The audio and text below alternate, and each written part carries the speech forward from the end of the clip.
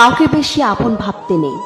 যাকে যত বেশি আপন ভাববে সে তত বেশি তোমার বিশ্বাস নিয়ে খেলা করবে।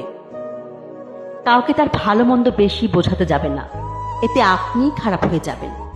তাকে প্রথম ছেড়ে দিন, সে যখন বিপদে পড়বে তখন সে এমনিতে আপনার মূল্যটা বুঝতে পারবে। অন্যকে কাঁদিয়ে নিজে ভালো থাকবে এমন প্রত্যাশা করা বাদ দাও। যে বিনা কারণে অন্যকে কাঁদায় প্রকৃতি তাকে নিজ দায়িত্বে কাঁদায়। সম্পর্ক ভিক্ষি করে চাইতে নেই, জীবনে কখনো কাউকে অনুরোধ করে ধরে রাখতে নেই। যে থাকার এমনিতে থেকে যাবে।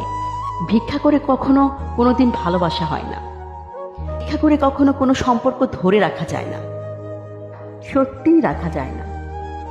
রবি ঠাকুর বলেছিল, ঘরের মধ্যে তুমি যত ইচ্ছে কাঁদো, কিন্তু দরজা সবসময় হাসি মুখে খুলবে।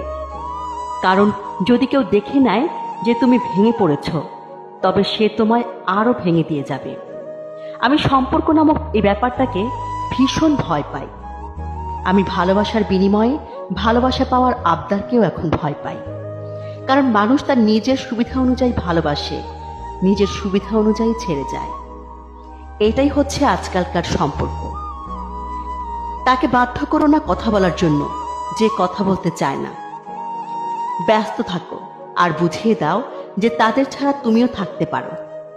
মানুষের সময় যখন খারাপ যায় তখন অনেক কিছু শুনেও সহ্য করতে হয়। কথা হজম করতে শিখো, এটা তোমাকে জিততে সাহায্য করবে।